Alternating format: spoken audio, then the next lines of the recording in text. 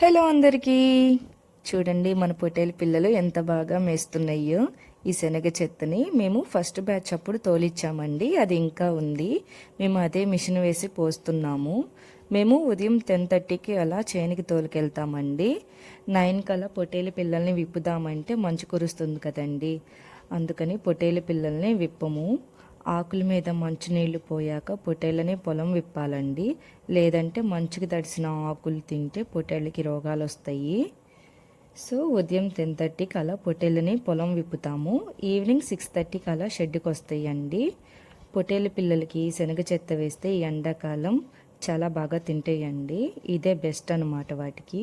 ఈ శనగ చెత్త తినటం వల్ల ఎంత బెస్ట్ అంటే అది చాలా బలం అన్నమాట వాటికి. ఎందుకంటే మనం పచ్చిమేత ఎంత మేపినా కానీ వాటి కడుపులో ఉన్నది టాయిలెట్ రూపంలో కానీ వేస్ట్ రూపంలో కానీ పోతుందండి.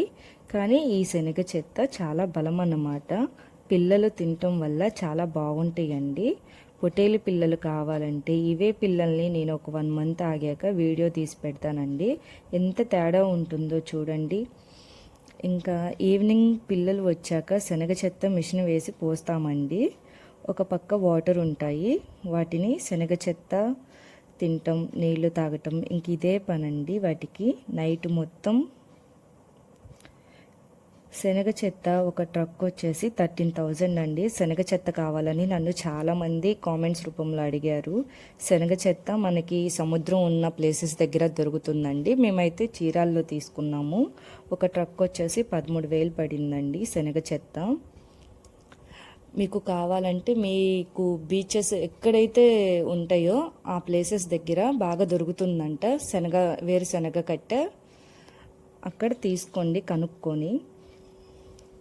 ఈ శనగ చెత్త మిషన్ వేసి పోస్తే శనగ చెత్త ఎక్కువ వేస్ట్ పోకుండా ఉంటుందండి. చాలా బాగా తింటాయి పొట్టేలు పిల్లలు.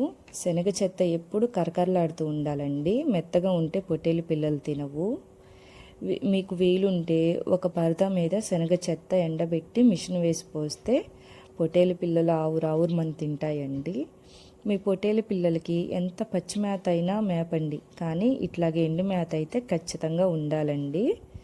శనగ చెత్తని ఒక వాములాగా వేసుకోండి, చాలా మంచిది. చెట్ల కింద కొష్టంలో అలా వాములా వేయకండి, ఎందుకంటే ఎండలోనే శనగ చెత్త వాములా వేసుకుంటే ఎండకి బాగా ఎండుతుంది.